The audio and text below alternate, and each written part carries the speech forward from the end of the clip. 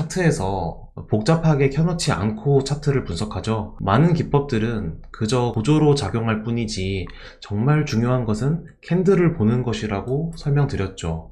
이번 시간에는 캔들을 보며 지지저항을 찾는 방법에 대해 이야기해보고자 합니다. 자, 그러면은 지지와 저항을 잘 본다, 이런 말을 들어보셨을 텐데 어떻게 가능한 것일까요? 가능성을 여러 가지로 열어놓는다면 가능합니다. 첫 번째 예시를 보도록 하죠. 예를 들어서 이 가격대에서 이렇게 하락을 했다고 가정을 해봅시다.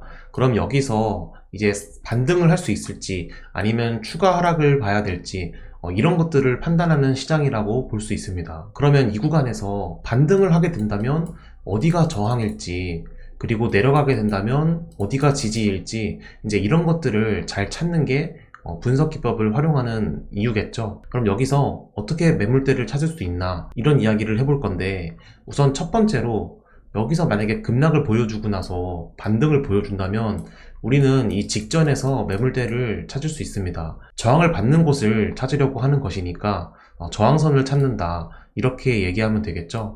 그러면 우리는 지나온 차트를 보는 것이기 때문에 이미 이 지나온 차트에서 한번 저항을 확인을 해 봅시다. 그러면 여기서 저항을 받았기 때문에 여기는 저항이라는 것을 알 수 있습니다. 그러면 이렇게 저항성 표시를 하고 이제 과거의 캔들들을 한번 보는 겁니다. 이 상태로 과거의 캔들들을 보니까 어디서 좀 겹치는 부분이 있나, 그렇게 확인을 해본다면 우선 여기가 보이죠. 그리고 여기도 보이고, 그리고 이런 부분도 물론 존재합니다. 이런 부분도 다 마찬가지겠죠. 이런 것들에 대해서 공통점을 찾으려고 해야 됩니다. 그래야 이 저항선에 대한 개념을 이해할 수 있고, 나중에는 이렇게 지나온 차트에서 그려보는 공부뿐만 아니라 실제로 시장에서 어디서 이제 저항을 받을 수 있을지, 이런 것들을 찾는 걸로 연결할 수 있죠. 여기서 보시면 어떤 공통점이 있냐면은 우선 두 번 저항받은 이곳을 한번 확인을 해 보겠습니다. 그럼 여기는 어떤 구간이냐, 이 위에서 하락을 하면서 상승 돌파를 하지 못했던 구간이다. 그리고 상승 돌파를 하니까 또 그 위에서 머물고 있다가 또 다시 내려오니까 또 그 밑에서 머물고, 또 돌파하니까 상승을 크게 보여주기도 하고, 그런 저항선이었다는 겁니다. 물론 이전 움직임도 마찬가지죠. 여기서는 지지를 받았던 곳을 표시한 것이고, 여기는 또 저항을 받았던 곳을 표시를 해 놓은 것입니다. 그럼 이 구간에서 저항을 받은 것은 과거에 저항을 많이 받았던 곳에서 다시 한번 저항을 받게 되었구나, 이렇게 판단할 수 있고, 그러면 지금 시장에서는 여기가 중요한 저항선이 되겠구나, 이렇게 또 판단을 할 수 있겠죠. 그럼 앞으로 거래를 한다고 이렇게 확인을 해 봤을 때 여기서 상승을 하더라도 여기는 강한 저항선이 되겠구나, 이렇게까지 생각을 연결할 수 있겠죠.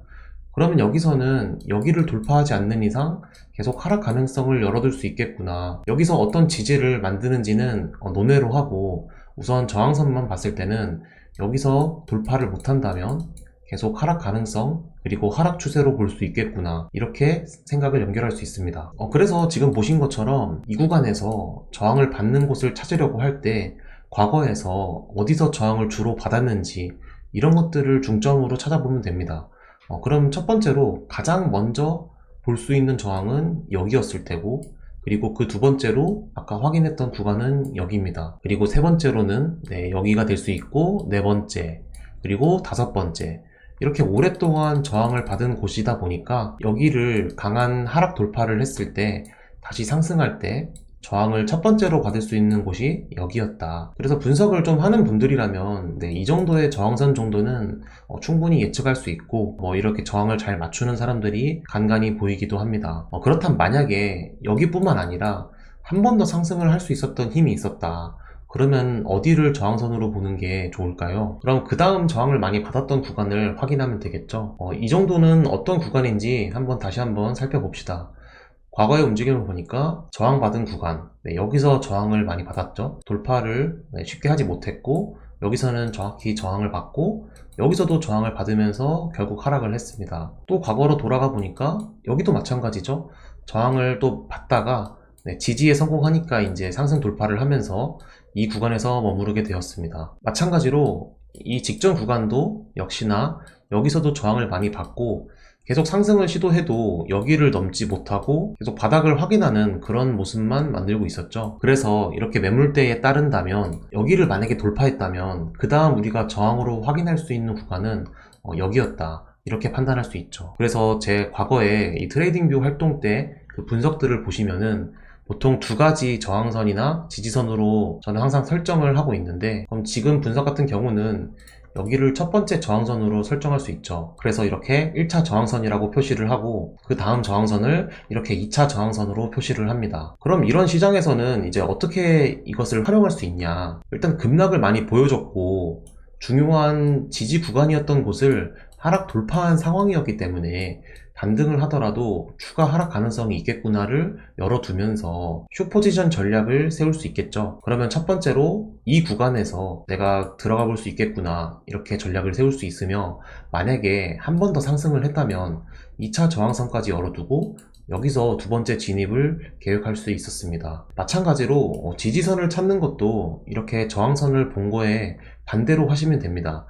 지금은 우리가 반등해서 어디까지 올라가고 내려갈까에 대해서 얘기를 했다면, 반대로 지지선 같은 경우는 여기서 이제 얼만큼 내려갔다가 올라갈 수 있을까, 이것에 대해서 과거 데이터들을 찾아보면서 충분히 좋은 지지선을 찾을 수 있겠죠.